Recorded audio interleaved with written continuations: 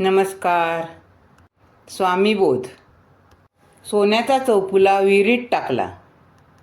एक वेळ श्री समर्थ राजांच्या अंगणात फिरत असताना एका हुजऱ्याच्या हातात सुवर्णाचा चौफुला होता. तो महाराजांनी हिसकावून घेतला. अंगणात एक खोल विहीर होती. तिकडे पाहून श्रींनी राजास प्रश्न केला, चौफुला विहिरीत टाकू का? राजाने हात जोडून विनंती केली, चौफुला आपलाच आहे, त्याचे पाहिजे ते करावे.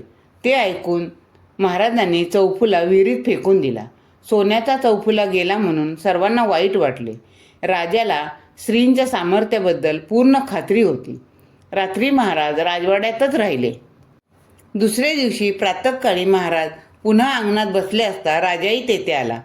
अरे पोहरा आण म्हणून महाराजांनी राजाला आज्ञा केली. राजाने तात्काळ पोहरा व दोर आणविला. विहिरीत पोहरा सोडून बाहेर काढला.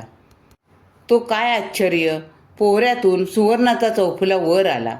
चौफुल्यातील लवंगा, वेलदोडे जसेच्या तसे सुखे असल्याचे दृष्टीस पडले.